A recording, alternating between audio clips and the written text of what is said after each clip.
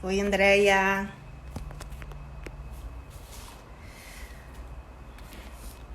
Vocês estão conseguindo me ouvir bem?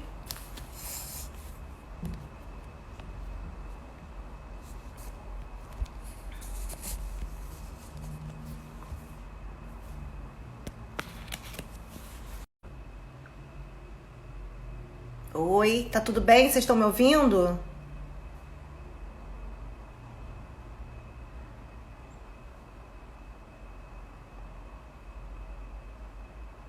Tô esperando a Maia entrar.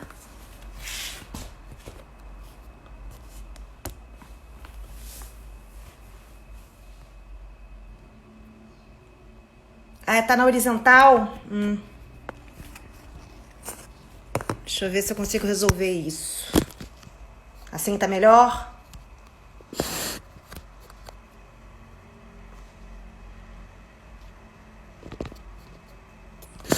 Tá melhor, gente, agora?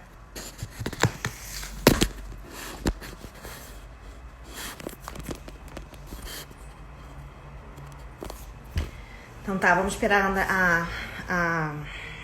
a Maia entrar.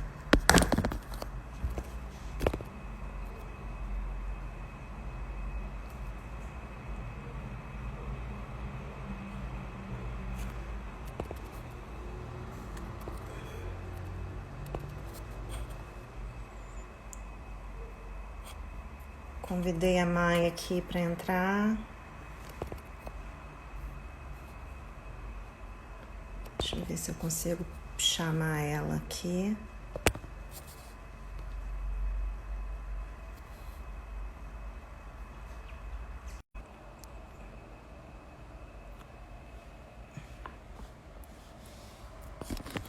Oi. Tô esperando a Maia entrar. Eu já tô tentando chamá-la aqui.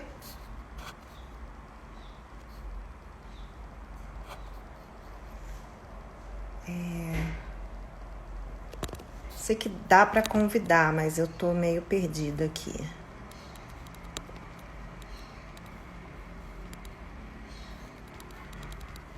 Acho que ela tem que entrar primeiro, né?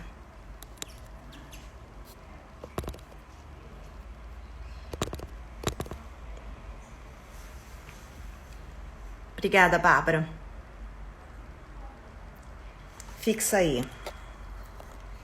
Fixar comentário. Oi, Vivia. A gente fez um teste há pouco. Eu entrei pelo meu pessoal, com a Maia. Acredito que ela deva estar entrando daqui a pouco.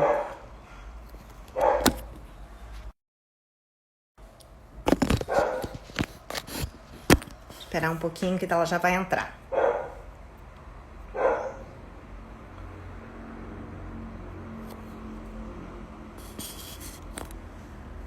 Por enquanto eu tô tentando achar o lugar perfeito para fazer live. É complicado.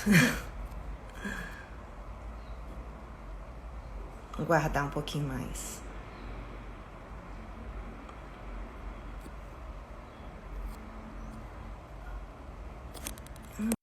Tem um pequeno problema de conexão. Ela tá online agora. Acho que eu vou conseguir. Acho que ela tá entrando agora.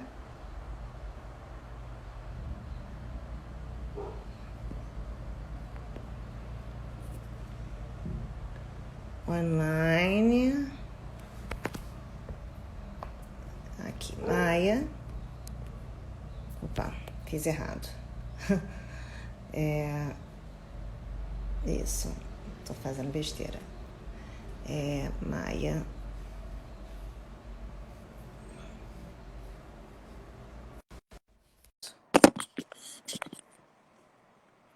Ela tá entrando. Aí, Demora, agora mas a gente sim. consegue. É que a gente são tantas técnicas, né? São tantas plataformas que a gente vai se acostumando com cada uma. Você está me ouvindo bem? Tô te ouvindo bem, tá tudo ótimo. Tô te vendo bem, te ouvindo Bacana. bem. É muita. Desculpa o atrasozinho aí, é que a gente vai se acostumando um pouquinho com cada coisa, mas graças a Deus deu tudo certo. Isso. Gente, a Maia, ela tem mais de 30 anos de experiências, apesar de não parecer, com multipropriedade. O pai dela teve a primeira multipropriedade no Brasil e é a mais longeva do mundo, né, Maia? Hoje sim, isso. Desde novembro do ano passado entrou nesse recorde. E Maia é advogada, mas hoje em dia ela trabalha com experiências em relação à multipropriedade no mundo todo. Ela vai contar um pouquinho da experiência dela para a gente. Maia também é a presidente da Comissão de Direitos de Multipropriedade e Hotelaria do Ibradim. Nós estamos juntas há 2 anos aí. E eu queria conversar com você um pouquinho, Maia, de como está sendo o reflexo, né? Eu queria que você fizesse... Eu fiz uma breve apresentação, mas se você puder falar um pouquinho do seu histórico e falar um pouquinho de como está sendo, como a pandemia está afetando o mercado. Boa pergunta. Então, vou falar um pouquinho da minha experiência com a multipropriedade. Na verdade, a multipropriedade ela se confunde um pouco até com o nosso DNA, né? Porque meu pai já trabalha com multipropriedade há uns 45, 47 anos. Ele trouxe o primeiro empreendimento de multipropriedade para o Brasil. Isso a gente está falando de um remoto ano de 1982, quando a gente estava muito longe, né, de se pensar numa lei nesse sentido, e o empreendimento ele foi muito avant-garde, né, tanto para a época dele, até quanto para hoje, pelo fato também dele ser o mais antigo da América do Sul, mais longevo hoje do mundo. Ele enfrentou diversas situações que são, na verdade, se confundem com a própria história da multipropriedade no mundo, né? Então, o empreendimento no Brasil, que aliás foi uma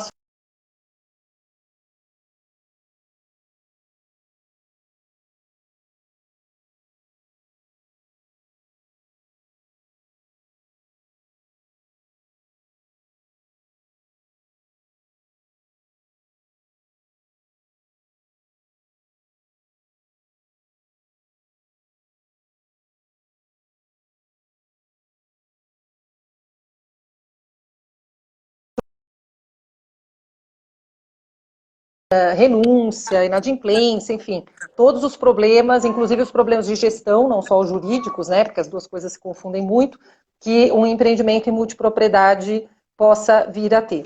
Além disso, eu também sou consultora em timeshare, que são indústrias que, embora guardem muitas semelhanças, e às vezes elas até se interseccionam, mas são indústrias diferentes, né, embora uma tenha influenciado muito a outra, vamos dizer assim, e também consultora de experiência nesses empreendimentos de multipropriedade. O que eu falo também de consultor de experiência? Isso é muito importante.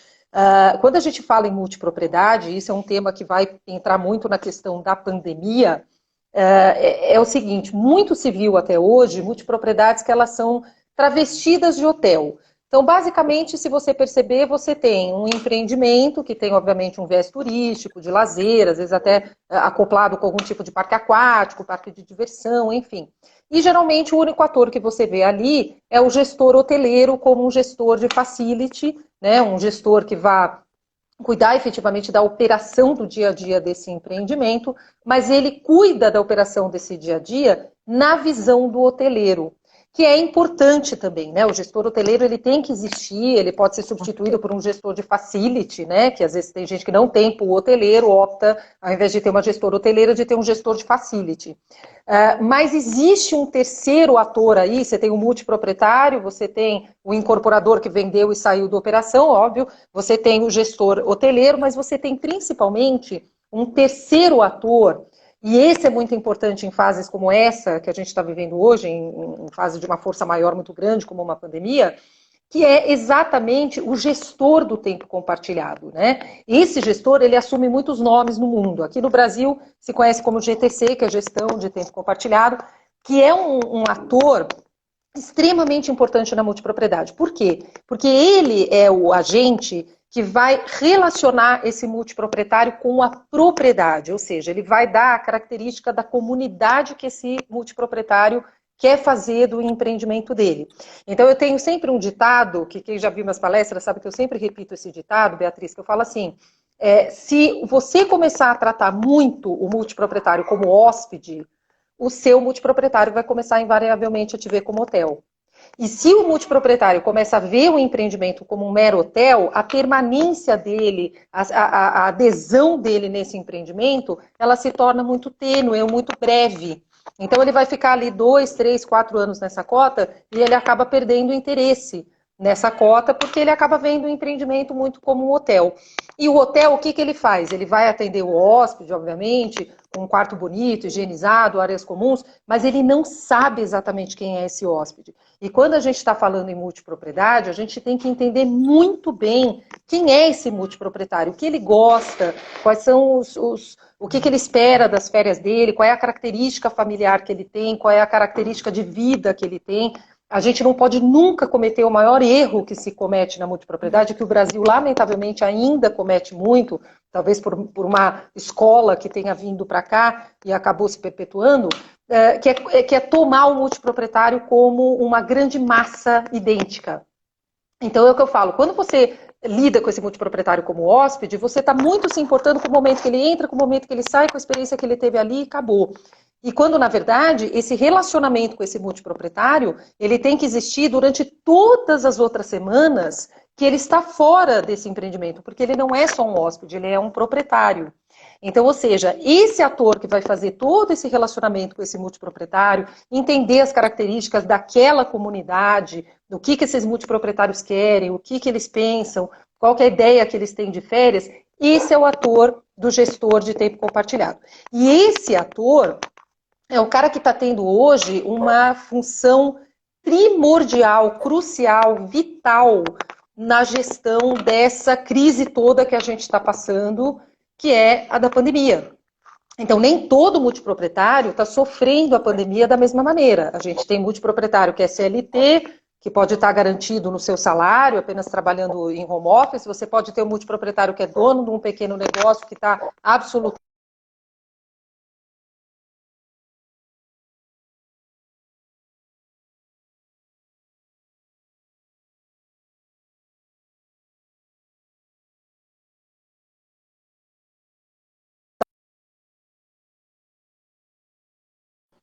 nessa carteira, são muito diferentes. E Só um aí é que instantinho, está a Maia. percepção do gestor. Só um instantinho. Vou dar um passo atrás, porque Claro. o público tem aqui muita gente. Então, eu só queria fazer um passo atrás, né? Tá. Multipropriedade, eu sei que é diferente, eu quero que você explique a diferença, mas as pessoas ainda não necessariamente todo mundo está no mesmo nível. As pessoas muito hoje em dia conhecem o que é multipropriedade, né? O multipropriedade Tá. é o direito de você ter uma participação no imóvel, né? Fazendo de uma forma leiga, que é dividido não Isso. só em relação à unidade, né? Como uma incorporação imobiliária, que você tem direito ao apartamento X, mas também em relação ao tempo. As pessoas leigas, já estou ouvindo muito isso em relação ao timeshare, que era aquela coisa que as pessoas ofereciam para você poder ter uma semana em um hotel. É mais ou menos o que assim que Isso. chegava às pessoas. Há um ano Exatamente. atrás, houve finalmente uma lei que veio regulamentar essa situação, que existe diferença entre o timesharing e a multipropriedade, né? Claro. E o timesharing não tem a propriedade imobiliária, você tem esse direito de utilização, mas sem a propriedade imobiliária. E agora, há um ano atrás, passou a ter um ano, né? Foi em 2008 para 2019. Foi 2018, né? Isso. Mais ou menos um ano e meio. Isso. As pessoas passaram a ter regulamentado como fica formalizada a participação imobiliária, cada um com uma matrícula própria, e enfim. Então, esse proprietário, ele é multiproprietário, porque existem vários proprietários da mesma unidade, cada um com sua participação no tempo. E Isso.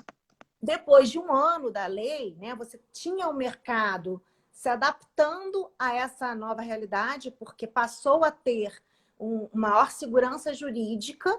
Então, vários empreendimentos começando, né? Você foi consultora de inúmeros empreendimentos agora que estavam sendo lançados. E uma das coisas que você tem dito é que a importância de você ter não só alguém para operar enfim, ter uma moça para limpar e ter uma troca de toalha, limpeza, mas também alguém que fique aí gestindo, supervisionando de como as pessoas, os multiproprietários, estão vendo o hotel, né, os serviços de hotel e criando um relacionamento, né, que aí entra o GTC. Então, Com certeza. eu estou fazendo um passo atrás, porque a gente não sabe quem está assistindo, muita gente Sim. faz... Aliás, você levantou uma dúvida, Bê, que você sabe que até hoje, muito investidor, ele tem essa dúvida e ele me traz, e eu percebo que existe uma promiscuidade muito grande entre os dois nomes, né, entre as duas nomenclaturas, embora sejam negócios completamente diferentes. E a culpa disso, na verdade, veio da língua inglesa. Quando a gente fala em timeshare, a gente está falando de um negócio que eu vou até explicar o que é. Quando a gente fala de propriedade, a gente fala de fractional ownership. O que acontece é que a fractional ownership, ela não deixa de ser uma espécime do gênero maior timeshare, porque você está compartilhando, mas aí com base na propriedade. Como veio esse termo timeshare para o Brasil, se começou a fazer uma confusão muito grande, se chamando multipropriedade de timeshare, quando na verdade são negócios completamente diferentes. Para eu resumir bastante, obviamente que são indústrias que cada uma tem os seus problemas, né, e as suas vantagens. Quando a gente fala em timeshare, a gente sempre está falando de um uso compartilhado de um imóvel, mas sem se basear em direito de propriedade. Aonde surgiu o timeshare para o pessoal entender? O timeshare surgiu para tentar preencher a ociosidade das cadeias hoteleiras. Então, por isso que muitas vezes até hoje a gente vê o timeshare muito casado com cadeias hoteleiras, embora não seja uma condição sine qua non. Você pode ter um timeshare em imóveis privados. Eu tenho um empreendimento que são imóveis privados, eu não sou hoteleira, não sou uma cadeia hoteleira, não sou nada, mas eu posso aplicar produtos de timeshare no meu imóvel privado. Mas isso não é muito comum. Geralmente a gente vê timeshares em grandes resorts, em grandes cadeias, né, que você tem essa intermediação. Seria uma possibilidade de um grupo de amigos, né, que tem uma casa e faz uma divisão aí do uso da casa de Angra. Do uso da casa, né, também, do custeio, né, enfim. O timeshare, ele foi inicialmente projetado, né, aí nos primeiros modelos dos anos 70 tal, ele foi projetado para ele vencer a ociosidade hoteleira. E como que eles faziam isso? Aí você tinha dois tipos de timeshare. Você tinha aquele que era mais clássico, que é aquele que o cara comprava o direito de uso, apenas de uso do imóvel durante 10, 15, 20, até 25, 30 anos.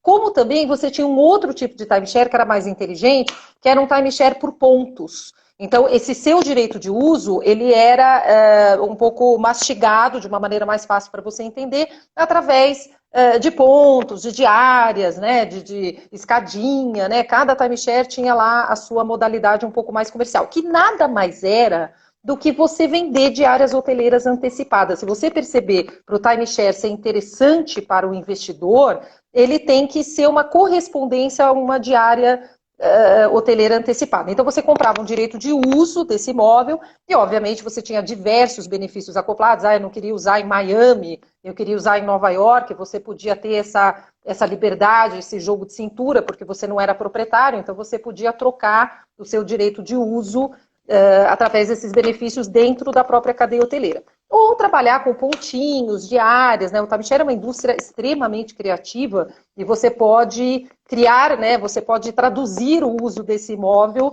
através de diversas formas. Quando a gente fala de multipropriedade, ou em inglês fractional ownership, que graças a Deus essa expressão não pegou no Brasil, porque metade das pessoas se confundiria muito com essa expressão, aí a gente já está falando de um negócio um pouco diferente. Ele é um tipo de timeshare no gênero, sim, porque você não deixa de estar usufruindo uma base espacial de uma maneira rotativa, né, e cíclica, né? Você tem um critério turnário para uso dessa base espacial. Mas aí você já fala em propriedade. E aí você tem a propriedade de uma fração dessa casa, sendo que todos os coproprietários, né, ou multiproprietários como a gente chama, eles têm algum critério de uso rotativo e turnário, que tem que ser igualitário entre todos, para que todos possam utilizar a casa de uma maneira exclusiva durante o mesmo período de tempo. A lei, ela menciona modalidade fixa e modalidade flutuante. Todo mundo também me pergunta o que é fixo, o que é flutuante. O fixo é quando você tem aquela semaninha já pré-determinada, né, que você já sabe até o ano de 2052 a semaninha que você vai ter uso. É uma modalidade boa? É uma modalidade boa, mas que não dá muito certo na América Latina. Por É mais quê? para suíço, Porque, né? Suíço. exatamente.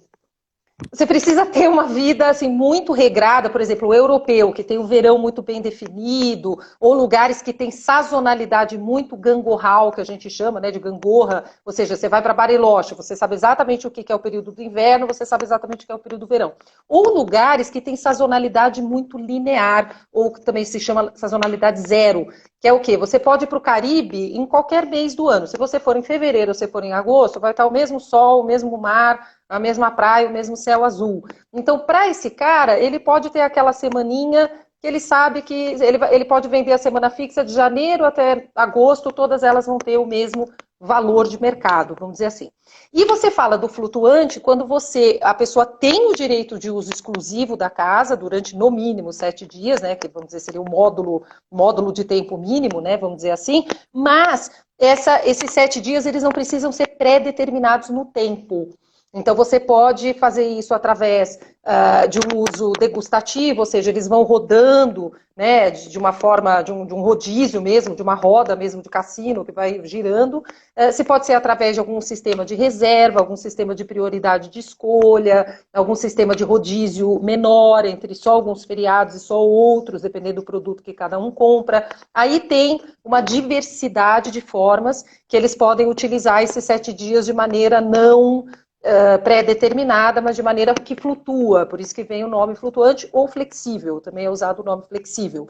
Então, sempre quando vocês virem gente falando de timeshare, quando estão se relacionando à multipropriedade, embora semanticamente não esteja tão incorreto, é muito importante não cometer esse erro, viu, Beatriz? Porque são indústrias muito diferentes. Uma é uma indústria que o cara é proprietário, você está falando de relação condominial, direito real de propriedade, e a outra, o cara é teu cliente. Ele pode, inclusive, cancelar esse contrato, ele vai ser penalizado, claro, mas ele é um cliente que você tem que ser conquistado 24 horas, porque ele é um usuário de um serviço que você está provendo de um imóvel que você está disponibilizando para ele. Então, as cabeças são totalmente diferentes. Investidor que fala vou para um lado ou vou para o outro, tem que ver que tipo de business que você quer ter, porque são dois business completamente diferentes, né? A indústria do timeshare sofreu um pouquinho menos, né, com a pandemia, porque como eles têm mais jogo de cintura, o cara pode pegar, vamos dizer, ele tem um contrato de 15 anos, poxa, o ano de 2020 ficou todo prejudicado com a pandemia, ele pode dar mais um ano de uso no final do contrato dele. Então, o timeshare, ele tem mais um balanço, né? Você permite uma coisa maior. Agora, direito de propriedade, aí a gente já começa a falar de restrições um pouco maiores, de direitos que são fundamentais do proprietário, né? Porque aí o multiproprietário, ele é dono daquela fração, ainda que ele utilize esse imóvel por períodos certos de tempo e limitados no tempo. No timeshare, o cara não é dono. Então, ele tem que entrar num manual, ele tem que entrar numa regra, que não foi ele que fez, geralmente a cadeia hoteleira ou o timeshare developer, né, que seria o desenvolvedor, e aí sim ele pode, esse developer, né, o dono desse imóvel, que pode determinar as regras pelas quais você tem que se submeter, né. Então, A conta multipropriedade do com IPTU certeza não tem... deixa de chegar, né? A conta do IPTU Exatamente, continua. A taxa do exatamente, lixo, exatamente. eventualmente, continua. Também continua, também continua. Eu acho engraçado que, assim, os impactos da pandemia, a gente pode dividir em dois pilares, né? Tem o pilar econômico, quer dizer, o que o cara faz, o cara tem que continuar pagando condomínio de uma coisa que ele não está usando, como é que esse empreendimento pode fazer para reduzir essa despesa, tem o pilar econômico e tem o pilar do tempo. Porque uma coisa é eu estar com a minha casa de praia e eu falar, eu não vou usar 3 meses, 4 meses durante a pandemia. O problema é quando o multiproprietário tem o período de uso exatamente naquele intervalo, né, naquele interregno que foi prejudicado pela pandemia. Aí o cara teve o direito de uso dele prejudicado. Aí qual é a solução?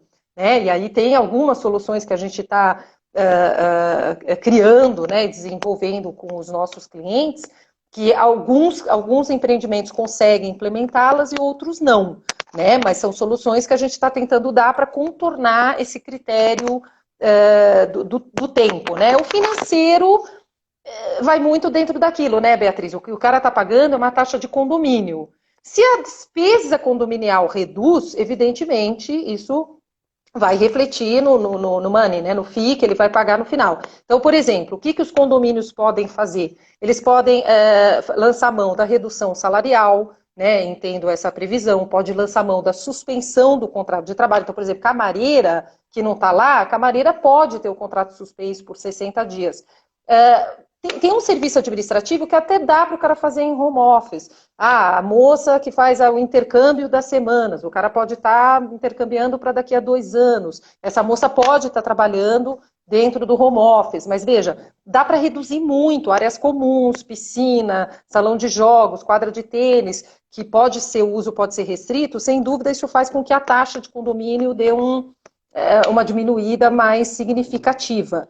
Muita gente fala, o cara pode parar de pagar taxa de condomínio? Eu entendo que não, porque você não pode parar de pagar uma taxa de condomínio porque você não frequenta, por exemplo, a sua casa de campo que está dentro de um loteamento, né, uma taxa de loteamento de um condomínio. Principalmente porque existem serviços que ainda são prestados até para manutenção do seu patrimônio. Vou dar um exemplo prático.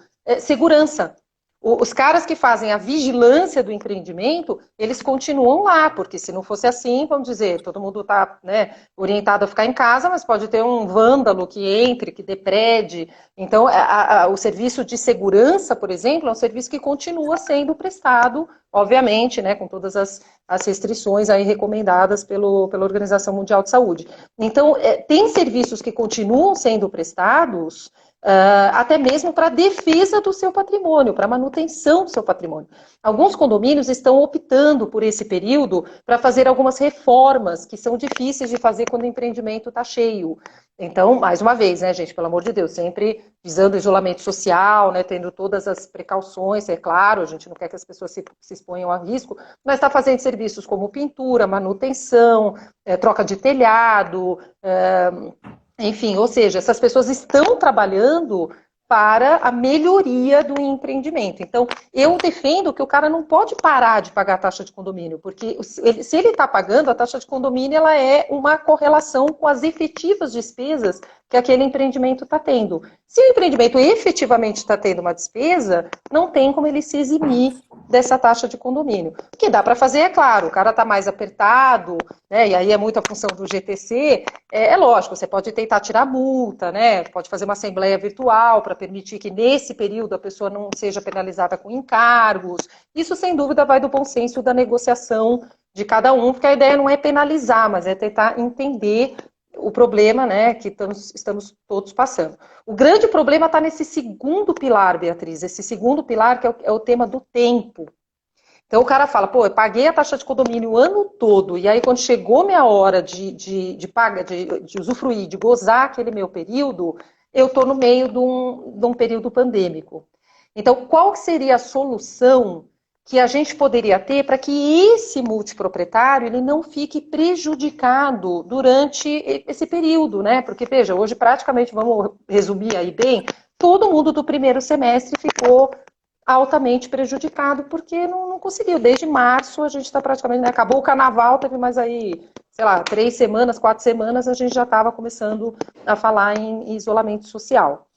E aí a gente tem algumas soluções práticas para alguns empreendimentos, né? Eu sei que não são muitas, porque o tempo passa, né? O tempo não é algo que a gente possa entrar numa máquina do tempo e fazer voltar. Então, assim, a unidade está lá, o tempo está passando no calendário, isso a gente não consegue fazer nada. Mas a gente viu algumas soluções para alguns tipos de calendário. Só voltando, até pensando que tem gente aqui que não conhece multipropriedade. A multipropriedade ela pode ter vários calendários. Você pode ter um calendário fixo, como eu mencionei, um calendário flutuante, você pode ter um calendário que seja meia mussarela e meia calabresa, você fixa a alta temporada e você faz a baixa temporada ser flutuante. Você pode pegar a alta temporada e você fazer a alta temporada rodar e a baixa não. Você pode fazer direito de escolha, que o cara tenha... O que roda não é o tempo, mas o que roda é o direito de escolha dele. Então, se o que roda é o direito de escolha dele, ele tem um rodízio, mas quando é a vez dele, ele escolhe o período de alta temporada dentro do cardápio dessas alta temporadas possíveis. Então, ou seja, você tem calendários muito múltiplos na multipropriedade, que você pode montar como um Lego, que obviamente vão ser pensados conforme a localidade do seu empreendimento, qual é o público consumidor que vai adquirir a propriedade lá, quanto tempo esse público consumidor está longe do seu empreendimento. Então, obviamente, você fazer um empreendimento aqui no litoral do Rio de Janeiro, no litoral de São Paulo, vai ser um calendário totalmente diferente do que se o cara estivesse fazendo um empreendimento no Jalapão, que você tem que tomar um avião e só para chegar lá é um dia e meio. Então, obviamente, o calendário vai respeitar essas peculiaridades de local, público, se é sazonal, se não é, se é empreendimento de praia, se não é, enfim. E aí, B, eu vejo aí algumas alternativas para tentar não prejudicar tanto esse multiproprietário nesse período. Quando a gente fala naquele calendário bem preto no branco, que é esse fixo, por isso que esse fixo ele já está sendo um pouco abandonado, embora ainda seja muito prevalente no Brasil, o Brasil ainda insiste muito nesse calendário, embora ele já esteja sendo abandonado no mundo inteiro, mas tudo bem.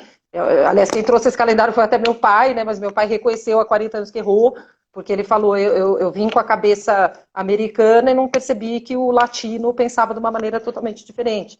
Então, é um calendário que ainda existe muito no Brasil, e se o empreendimento ele está com esse calendário fixo, ou seja, aquela semaninha na sequência de outra, não tem muito o que fazer. Por que não tem muito o que fazer? Porque para você tentar salvar esse multiproprietário do primeiro semestre, vamos pensar de 2020, eu não consigo jogar esse cara para o segundo semestre, porque existem outros proprietários aqui.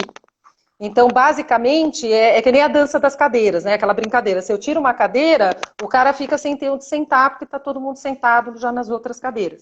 Então, nos calendários fixos, infelizmente, não tem muito o que fazer. O cara foi pego por uma força maior, não foi culpa, obviamente, do administrador do empreendimento, portanto, não há de se falar em nenhuma indenização, compensação, nada disso. Ele foi pego por uma força maior. Isso não é tão raro quanto a gente imagina. Por exemplo, empreendimento no Caribe, muitas vezes o empreendimento fecha por causa de tufão. Sudeste Asiático, quem conhece, sabe que tem as monções. As monções viram completamente o tempo na Tailândia, na Malásia, nas Filipinas. Às vezes muitos empreendimentos fecham porque as monções saem do normal, e aí realmente tem até um risco de avião pousar, enfim.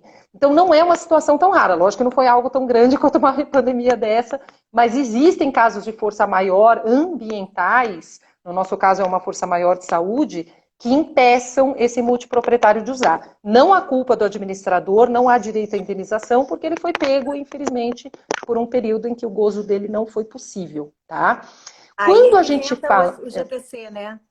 Que é aí que vem o GTC.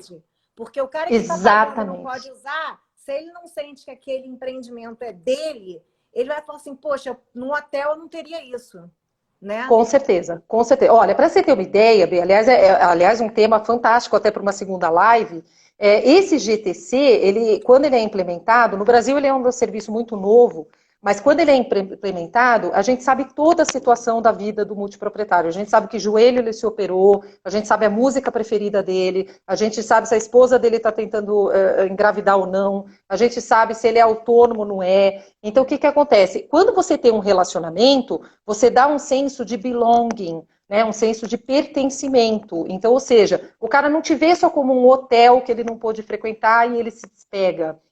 Ele te vê como uma comunidade da qual ele faz parte e que está junta, te dando apoio nesse período que você ficou prejudicado. Então, você falou tudo, a importância do relacionamento na multipropriedade, ela é crucial, não dá para tratar a multipropriedade como um mero condomínio, como um mero hotel. Ele não é nenhum nem outro, ele é um híbrido que é uma multipropriedade de experiência, uma multipropriedade múltipla, que você precisa estar criando esse relacionamento com esse cara quase que diariamente, tá? A gente tem o segundo calendário, que é o calendário de rodízio, né? Que eu vou dar um exemplo de calendário de rodízio bem bobinho, né? Para ficar bem prática aqui o exemplo. É aquele clássico. Então, por exemplo, a Beatriz usa no Réveillon, a Maia usa no Carnaval, a Mônica Franqueiro, aí, nossa colega aí que está entrando aí também, usa na Páscoa, e assim sucessivamente. No próximo ano, a gente, todo mundo roda. Aí a Beatriz vai para o Carnaval, a Maia vai para a Páscoa, a Mônica vai lá para o Dia do Trabalho, enfim. Todos eles vão rodando como se fosse um tamborzinho de revólver, tá? Como se fosse a roletinha do cassino. O que acontece? Nesse flutuante é difícil você falar, embora é controversa essa questão. Eu defendo que é injusto você mexer pelo seguinte. Poxa, às vezes eu era uma pessoa que eu estava lá em outubro, vamos dizer. Eu estava em feriados que eu não queria, o que eu estou visando mesmo é meu Réveillon. Poxa, na hora que eu vou usufruir o Réveillon, acontece uma pandemia que muda o meu calendário, ou seja, eu usufruí feriados que eu não queria tanto para esperar um feriado que era o topo ali do meu Everest. Se eu mexo nesse calendário, eu estou realmente mexendo não no equilíbrio jurídico, mas no equilíbrio de fruição mesmo, né? De valorização do produto. Então, às vezes, você está num feriado um pouquinho pior, porque no próximo ano você vai estar num feriado top. Às vezes eu estou num feriado de inverno, porque no próximo ano eu vou estar num de verão. E esse cara que estava no de verão no ano passado está usufruindo o inverno. Então, o que acontece? É tudo um equilíbrio perfeito nesse calendário. Se de repente vem uma pandemia em 2020 e eu mexo, eu posso estar fazendo essa pessoa estar num feriado de inverno 2 vezes. Enquanto o cara ali que foi prejudicado por uma pandemia, ele pode estar se dando bem 2 anos seguidos. Agora, então, é um equilíbrio e aí as pessoas têm que assumir, mas é a minha opinião, tem gente que defende que calendários flutuantes podem ser adaptados. Eu estou aqui pensando aqui, agora vocês também, mesmo quem tem fixo, talvez tenha aí uma necessidade de adaptação. Por exemplo, estou aqui pensando, muita gente tem férias, por exemplo, eu estava com férias programadas para outubro. Aí veio a pandemia, digamos que se eu tivesse empregador, né, no caso não tem muito, voltasse, me determinasse que eu entrasse de férias nesse período agora. Eventualmente eu não posso usufruir. Né? Ao mesmo tempo, eu estou deixando de usufruir. Existe a possibilidade, talvez, de, nesse caso, você oferecer a alguém que não parou, que estava fazendo home office aqui. Daria para fazer. Isso é GTC, isso que você está falando é GTC. Então, assim, aí a gente já vai tentando suprir esses buraquinhos. Então, por exemplo, a Beatriz falou, olha, esse ano não deu, porque me fizeram tirar férias, anteciparam minhas férias, eu não consegui tudo tal. Então, aquele período fixo que eu ia usar, gente, eu não vou poder. Aí o GTC pega e oferece, gente, pega essa semana e fala o seguinte, olha, a Beatriz está cedendo a semana dela. Aonde que eu posso enfiar? Aí, é por isso que eu falo, gente, eu reitero e vou morrer agarrada nessa ideia, que o GTC é o que faz a multipropriedade ser longeva. Se você não tem um GTC, uma gestora hoteleira vai falar, sinto muito, doutora Beatriz, a senhora não vai usar, a unidade vai ficar vazia. Ou no máximo a senhora põe no pool para alugar. Entendeu? Então, assim... Você falou uma coisa para mim outro dia muito interessante, que esse conhecimento do seu público, que é diferentemente de você saber, a pessoa vir e você tratar bem, você conhecer, né, aquele cara, você, por exemplo, você falou assim, olha, eu não posso te dar isso aqui agora, o que eu posso te oferecer é um desconto, você vai vir aqui, vai ter um show aí, aquele show daquele cara que você gosta, né? Você falou um exemplo aí que foi uma sacada. Com certeza. Não, a gente, eu vou dar um exemplo de 2 coisas erradas no dia que já aconteceram com a gente. Eu lembro que a gente fazia, por exemplo, muita campanha da Fórmula 1 na Malásia, né? Porque tem o Grand Prix de Kuala Lumpur, e a gente lançava para a base toda, tudo tal. O que a gente percebia? Às vezes a gente percebia que tinha pessoas que abominavam a Fórmula 1. A pessoa exatamente era o contrário. Quando tinha o Grand Prix, a pessoa saía correndo, porque ele achava que a cidade ficava horrorosa, ficava tudo caro, ficava todos os restaurantes lotados, que o Grand Prix mobilizava, tudo tal, não sei o quê. Se eu souber quem valoriza o Grand Prix e quem não valoriza, você já criou um conhecimento que já te põe à frente para você atender melhor esse multiproprietário. As empresas anteriores estavam fazendo campanhas abertas e as pessoas falavam, eu não quero ir para o Grand Prix. Aliás, muito pelo contrário, esse teu relacionamento não está ornando com o que eu quero. A gente já teve casos, Beatriz, para você ter uma ideia, de pessoas que a gente percebeu que se recém-divorciaram.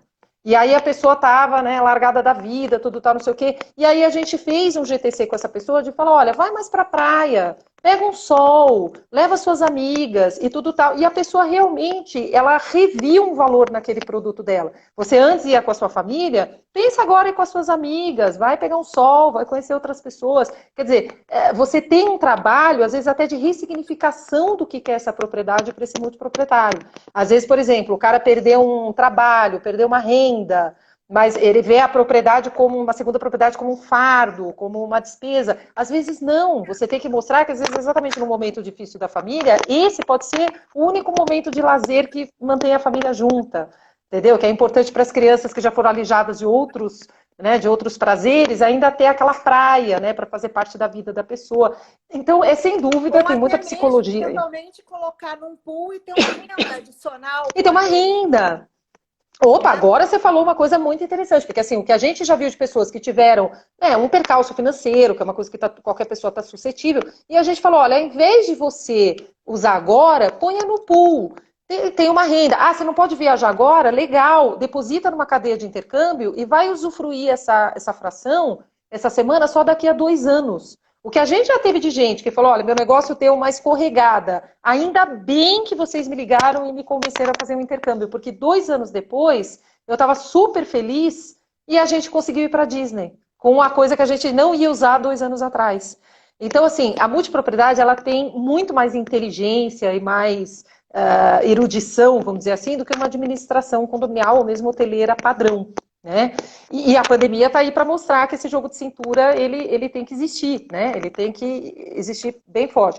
Uma coisa, por exemplo, que a gente pode fazer por exemplo, nos calendários, que é aquele direito de prioridade, o que é o direito de prioridade? A gente roda, vou dar o mesmo exemplo, Beatriz estava na número 1, Maia estava no número 2, a Mônica Franqueiro no 3, a Fernanda no 4, tu tá não sei o quê. A diferença é que aí você não roda o tempo, você roda o direito de prioridade. Então, eu vou dar para a Beatriz o direito dela ser a primeira a escolher entre todos os feriados daquele ano qual que ela e a família dela querem. Ah, eu quero o junho, porque eu adoro praia no frio, tudo tal, não sei o quê. Legal. A Maia é a segunda. Pô, eu sou festeira pra caramba, eu quero estar lá no carnaval. A Mônica odeia praia lotada. Ela fala, não, eu gosto de ir na Páscoa, que é mais sossegadinho, pra estar mais quentinho, tudo tal. Legal. Quando você tem esse direito de prioridade, aí você tem um calendário mais brincável.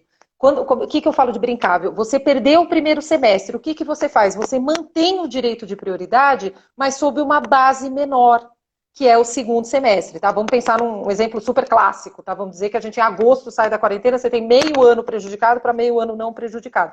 Você pode fazer uma matemática, e aí ver se, obviamente, essa matemática funciona no seu empreendimento, de você continua com a mesma sistemática, nada disso se altera, mas você joga isso para uma base espacial menor. Outra coisa que você pode fazer é também questionar esse grupo, para eles não serem prejudicados, se eles topariam, excepcionalmente em razão da pandemia, reduzir o uso dele. Então, por exemplo, eu que sou uma autônoma... C3. C3. Então, por exemplo, para uma pessoa que tem filho, fala, não, Maia, para mim só faz sentido eu ir sexta, sábado e domingo, porque com criança eu não tenho condição. Eu não tenho filho, eu posso ir de segunda a quinta, e para mim seria ótimo. Então, assim, isso tudo é estudo de adaptações que você pode fazer para que os multiproprietários não fiquem tão prejudicados e o gozo deles possa ser mantido dentro de um período extremamente excepcional, como é uma pandemia, tá? Então, óbvio que saindo da pandemia, tudo volta ao normal. Uma segunda coisa que a gente pode fazer, que é uma dica que a gente tem dado e tem sido muito bem sucedida, qual que é? Grande parte dos empreendimentos trabalham com a Golden Share. O que é a Golden Share? Golden Share, gente, não é voto cabecel. Embora seja muito cruzadas as ideias, elas são diferentes. Eu vou explicar aqui o que é voto cabecel e o que é Golden Share. Golden Share é a cota dourada, né? É a cota que geralmente fica com a incorporadora ou com a administradora, a empresa que você tem incorporadora, uma SPS, se quiser, enfim. Ela fica com uma cota. Por que ela fica com essa cota, Maia? Essa cota ela tem várias utilidades. Ela pode servir como semana de manutenção, ela pode servir como semana degustação, se eles quiserem recomeçar uma operação de venda, tem essa semana para degustar, para empresas, né, para outros interessados. Tem semana premium, às vezes você premia um multiproprietário, você tem essa semana extra que você pode premiar. É uma semana também que pode ser usada como semana step. O que é semana step? Pô, deu um problema de infiltração na minha unidade, eu não tinha como entrar. A Golden Share pode ser uma semana que você dê excepcionalmente para esse cara usufruir. É você ter um joguinho de cintura, é aquela blusa não ficar tão apertadinha, ela tem um centímetro ali para você poder se sentar melhor. Então, a Golden Share, em geral, ela é também colocada como voto cabecel. O que é voto cabecel? O voto cabecel é aquele voto que representa todas os multiproprietários daquela casa. O voto cabecel, ele pode ser representativo ou ele pode ser deliberatório. O que significa isso? Vamos dizer que estejamos aqui num grupo de 10 pessoas. Ah, vamos lá votar na Assembleia Geral se a gente quer que a camisa do porteiro seja azul, seja rosa. Eu sou o voto cabecel da casa. Eu vou falar, gente, o que vocês decidem? Vamos fazer uma votação? Ah, a gente acha que a camisa dele tem que ser rosa. Ok. Eu, na qualidade de voto cabecel, eu vou levar o voto desse grupo para a Assembleia Geral. Ou seja, eu sou apenas uma representante. Eu estou sendo um voto cabecel apenas representativo. O voto cabecel deliberatório, ele é diferente. Você está me dando poderes para eu votar por você. Então, ainda que o grupo inteiro acha que o cara tem que usar rosa, eu posso ir na Assembleia e falar, eu quero que ele use azul. Então, são coisas diferentes. O que a maioria dos empreendimentos faz, e eles não erram em fazer isso, faz o seguinte, como no começo o multiproprietário meio que não sabe muito onde ele está, nos 5 primeiros anos, para a operação, né, seguir, quem já sabe o que é andar de bicicleta, sabe o que é isso. O pai ajuda atrás até te colocar no eixo, depois quando ele está vendo que você está andando de bicicleta sozinho, ele te larga. Os 5 primeiros anos, em geral, nas estruturações jurídicas, o voto cabecel é também a Golden Share. Ou seja, a incorporadora, ela assume esse poderzinho de votar para que o multiproprietário não acorde no dia seguinte e resolva mudar toda a operação precisa de um tempo para ela entrar na linha. Depois de um certo tempo, a Golden Share, em geral, ela abandona esse munus, né, essa função, e aí ela já deixa para os multiproprietários poderem votar sozinho. Aliás, aproveitando, viu, B? Aproveitando a crítica, eu sou totalmente contra essas estruturações que falam Golden Share vai ser voto cabecel forever. Isso não existe. Ah, vai ser voto cabecel durante 30 anos. Isso para mim não existe, porque você está me forçando a ter um representante contra a minha vontade, ele já estava lá quando eu adquiri a propriedade, e eu acho que você está tirando um dos poderes mais atávicos do proprietário, que é o poder de votar. Se o multiproprietário não vota, se ele não pode decidir como é que vai ser a comunidade da qual ele faça parte, o que ele é? Ele é um hóspede que está pagando a conta. Então, assim, eu sempre falo para todos os meus clientes, cuidado com esse voto cabecel que dura 30 anos, porque você está dando o pior tiro no pé. Você está decidindo o que teu cliente quer. E nem sempre você sabe o que seu cliente quer. Me diz uma coisa. Entendeu? Você tem visto, né, agora veio a lei, enfim, que permitiu a utilização de assembleias virtuais. Você tem Sim. visto a utilização de assembleias virtuais nesse período de pandemia? Olha, eu vou até fazer uma revelação. A Assembleia Virtual, ela já existe há muito tempo nos Estados Unidos, né, no Canadá, na França também tem previsão. Ele já fazia há muito tempo, aliás, o timeshare, né, foi até antecessor a isso, né, porque eles criaram as assembleias virtuais dos sócios, né, dos clientes. E no Brasil, a gente já fazia assembleia virtual e registrava. Graças a Deus, nunca tivemos até hoje ninguém que foi contestar isso. Por quê? Porque a gente percebe o seguinte, quando o multiproprietário pode votar da casa dele, com toda a assessoria que a gente ligava, ensinava ele a usar a plataforma, tudo bonitinho. Poxa, e o cara falava, eu posso votar no conforto da minha casa, do meu sítio, do meu escritório, pô, eu sou uma dentista, tenho horário até 10 horas da noite, não tenho que ficar indo. O cara nunca reclamava, porque ele falava era exatamente o contrário. A gente estava democratizando a participação. Então, o nosso empreendimento já fazia assembleia virtual muito antes da lei ter permitido. E a gente sempre conseguiu registrar. Por quê? Porque, basicamente, você só está computando o voto que foi falado de uma forma virtual. Mas você está só computando esse voto. Ninguém vai virar amanhã e vai falar, não, eu quero anular essa assembleia porque, poxa, você votou, você participou, você fomentou a ideia, você abraçou a ideia, enfim. Com o advento da lei da multipropriedade, que é a 13.777, existe o artigo, se não me engano, é o 1358, que fala sobre a possibilidade da convenção fazer menção à viabilidade da Assembleia Virtual. Por quê? Na multipropriedade, mais do que nunca. Porque, veja, uma coisa é o teu condomínio que você desce, né, para o salão de festa, você participa ali, depois você volta, dá tempo de assistir a novela das 9. Na multipropriedade, não faz sentido isso, porque se a Assembleia é feita em novembro, todos os outros caras não tinham aquele período de uso. Então, ele não vai vir para o empreendimento e ficar num hotel para poder votar ali. Então, a multipropriedade era perigosíssimo não ter Assembleia Virtual, porque senão era só aquele grupo daquela semana de novembro, de dezembro, de janeiro, que mandava no empreendimento todo. Então, para evitar a indústria das procurações, a gente já implementou, seguindo, aliás, o modelo americano, até muito antes da lei, a gente já implementou a Assembleia Virtual.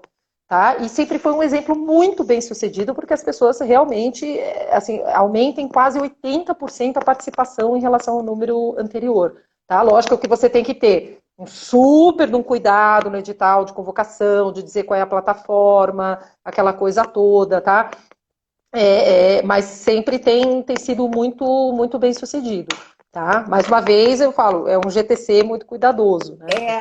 Tem várias coisas aí que eu acho que vários empreendimentos poderiam, inclusive empreendimentos hoteleiros, outros tipos de empreendimentos, poderiam fazer uso do know-how de GTC para gerar uma maior fidelização, né? Eu acho que Esse é o primeiro caso, B, que eu achei muito legal, que a multipropriedade está sendo uma escola para os condomínios comuns. Nunca foi, geralmente sempre foi o contrário, né? A multipropriedade bebia da fonte do condomínio comum. Esse caso da Assembleia Virtual, a vida é tão irônica, que são os condomínios comuns que agora estão falando multipropriedade, bateu na porta da multipropriedade, falou, e aí? Como é que é? Eu estou vendo aí o colega falando, vocês usam algum sistema específico para votação? A gente usa softwares americanos, viu, Rodrigo? Existem softwares aqui no Brasil, que eu sei, parece que estão sendo muito elogiados, devo confessar que não os conheço muito bem, mas a gente usa softwares americanos que são mais preparados para isso. Então, assim, é a primeira vez que a multipropriedade está sendo uma escola, né? Para falar, e aí, como é que vocês faziam? E, aliás, é a única lei, muito antes do PL, né? 1179, você já tinha em 2018, na Lei 13.777, uma previsão de que as convenções dos empreendimentos no regime de multipropriedade poderiam fazer a previsão na convenção de realização de Assembleia Virtual. Ou seja, a multipropriedade ela tomou a frente do uso dessa tecnologia para a vida cotidiana, para as decisões do condomínio. Né? Maia, eu tenho certeza que a gente teria papo aqui para 2, 3 horas. Inclusive, os empreendimentos da Maia, eu acho assim, divertidíssimo. É um tópico, inclusive, até para a gente falar da aplicabilidade da MP, eventualmente da MP, de possibilidade de revisacional, apesar de ser hoteleiro, né? A questão da MP que permitiu a renovação, enfim, isso pode ser aplicável a timeshare ou não. Tem vários temas aí, mas a gente tem que encerrar por causa do tempo do Instagram, porque ele corta a gente. E se a gente não cortar, a gente não consegue manter.